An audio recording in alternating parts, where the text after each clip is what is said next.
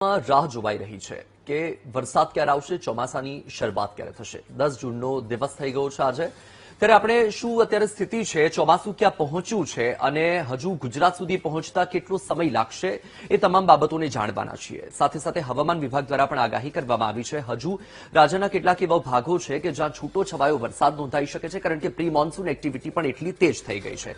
સૌથી પહેલા જે સ્થિતિ છે એ સ્થિતિને આપણે સમજી લઈએ કે અત્યારે ચોમાસું ક્યાં પહોંચ્યું છે અને અત્યારે ક્યાં ધમાકેદાર વરસાદ થઈ રહ્યો છે। તો સૌથી પહેલા તો આ વખતે એવી વાત થઈ રહી હતી કે ચોમાસું વહેલું આવશે અને ન માત્ર કેરળમ પરંતુ મહારાષ્ટ્ર અને ગુજરાતમાં પણ વહેલું શરૂ થશે, પરંતુ 4 જૂને કેરળમાં સત્તાવાર રીતે ચોમાસાની શરૂઆત થઈ।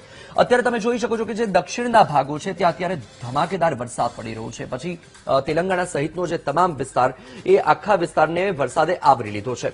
આ તરફ હું તમને થોડું ઝૂમ કરીને બતાવીશ જેથી કરીને તમે સમજી શકો કે અત્યારે બંગાળની ખાડીમાં અને અરબી સમુદ્રમાં પરિસ્થિતિ શું છે। અત્યારે તમે જુઓ કે બંગાળની ખાડીમાં પણ જે આ વરસાદી સિસ્ટમ છે તેના કારણે એ અને અરબી સમુદ્ર કે જ્યાં હલચલ ખૂબ તેજ થઈ ગઈ છે અને આ જે વરસાદી સિસ્ટમ છે એ દક્ષિણ ભારતના જે ભાગો છે ત્યાં અત્યારે બગદાટી બોલાવી રહ્યા છે। હવે આ જે બંગાળની ખાડીમાં જે સિસ્ટમ છે તેની અસર જે પૂર્વીય રાજ્યો છે એ પૂર્વીય રાજ્યોને પણ થઈ રહી છે। એટલે તમે જુઓ કે આ જે પૂર્વીય ભાગો છે ભારતના ત્યાં પણ અત્યારે વરસાદી માહોલ છે। બીજી તરફ એક સિસ્ટમ જે સાયક્લોનિક સર્ક્યુલેશન જે બની રહ્યું છે એ પાકિસ્તાન કે જે ઉત્તર ભારતના જે ભાગો છે તેને જોડી રહ્યું છે। 11 તારીખે એ સિસ્ટમ નજીક આવે એવી શક્યતા છે। એટલે 11 તારીખની વાત એટલે કે આવતીકાલની વાત કે ત્યારે ઉત્તર ભારતના જે ભાગો છે ત્યાં પરિસ્થિતિ અલગ હશે। એટલે કે હિમાચલ તેની સાથે સાથે ઉત્તરાખંડના જે ભાગો છે અને એ અસર દિલ્હી, પંજાબ, હરિયાણા, ઉત્તર પ્રદેશ સુધી થઈ શકે। એટલે અત્યારે આજના દિવસમાં તમને અહીંયા વરસાદી વાતાવરણ થોડું જોવા મળી રહ્યું છે, વાતાવરણમાં પલટો આવી રહ્યો છે। હવે તેની અસર ઉત્તર પૂર્વીય રાજ્યોને પણ થશે। એક તરફ બંગાળની ખાડીમાં જે સ્થિતિ છે તેની પણ પૂર્વીય રાજ્યોને અસર થઈ રહી છે। હવે આ તરફ તમે જુઓ કે ધીરે ધીરે ચોમાસું આગળ વધી રહ્યું છે। અત્યારે એવી શક્યતા કોઈ નથી, સામાન્ય રીતે એવી વાત હતી કે 14 તારીખ સુધીમાં મહારાષ્ટ્રમાં, મુંબઈમાં ચોમાસું સત્તાવાર રીતે આવી શકે, પણ અત્યારની સ્થિતિને જોતા એવું લાગી રહ્યું છે કે 4 દિવસની અંદર ચોમાસું પહોંચે તેવી હજુ કોઈ શક્યતા નથી। 1-2 દિવસ વહેલું મોડું થઈ શકે।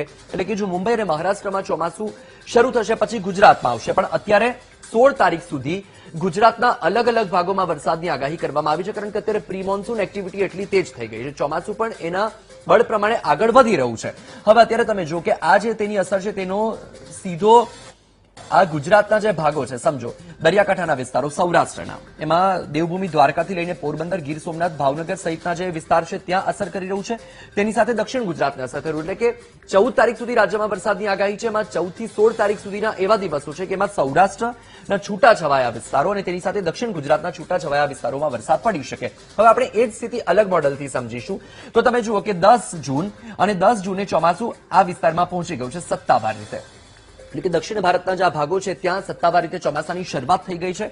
હવે દક્ષિણ ગુજરાતમાં અત્યારે આ જે સ્થિતિ છે એ જોતા એવું લાગી રહ્યું છે કે 15 જૂને ચોમાસું પહોંચે, પણ હજુ ચોમાસું મહારાષ્ટ્ર સુધી પણ પહોંચ્યું નથી। એટલે કદાચ આજે 15 જૂનની તારીખ છે એમાં ફેરફાર થઈ શકે અને 2-4 દિવસ વહેલું મોડું થઈ શકે। હવે આપણે સેટેલાઇટ તસવીર એકવાર જોઈ લઈએ કે અત્યારે પરિસ્થિતિ શું થઈ છે। તો તમે જુઓ કે આ જે ભારતની સ્થિતિ છે એની સાથે તમે જુઓ કે દક્ષિણ ભારતના જે ભાગો છે એ દક્ષિણ ભારતના ભાગોમાં તમને આખો વિસ્તાર આ વાદળોથી ઘેરાયેલો જોવા મળે। બંગાળની ખાડીમાં અત્યારે એ જ પરિસ્થિતિ છે।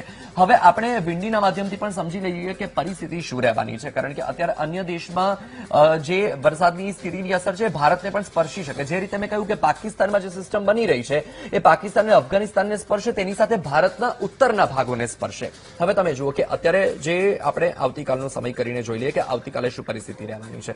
તો આવતીકાલનો આપણે આ સમય કર્યો છે સવારે, ત્યારે તમે જુઓ કે શું પરિસ્થિતિ રહે છે કે આ બંગાળની ખાડીમાં જે એ સિસ્ટમ છે એ સીધી પૂર્વીય ભાગોને સ્પર્શી રહી છે। આ તરફ જે હવાના જે તરંગો છે, જે હવાની લહેરો છે એ સીધી હવે ગુજરાતની તરફ પ્રવેશી રહીને, કારણ કે બળ સાથે પ્રવેશી રહ્યા છે, એટલે કે હવે પવન ફૂંકાવાની શરૂઆત થઈ ગઈ છે, કારણ કે જે સિસ્ટમ છે એ વધુ સક્રિય થઈ ગઈ છે। હવે આ તરફ જે સિસ્ટમ છે ચોમાસાની દક્ષિણના ભાગોમાં વરસાદ પડી રહ્યો છે, એટલે હવે આગામી જે દિવસો છે આગામી દિવસોમાં સત્તાવાર રીતે ચોમાસાની શરૂઆત થાય, પણ તેના માટે હજુ અઠવાડિયુંથી 10 દિવસની રાહ જોવી પડશે। પણ હજુ 16 તારીખ સુધી રાજ્યમાં છૂટો છવાયો વરસાદ થઈ શકે છે, એમાં પણ ખાસ કરીને દક્ષિણ ગુજરાતના ભાગો અને તેની સાથે સૌરાષ્ટ્રના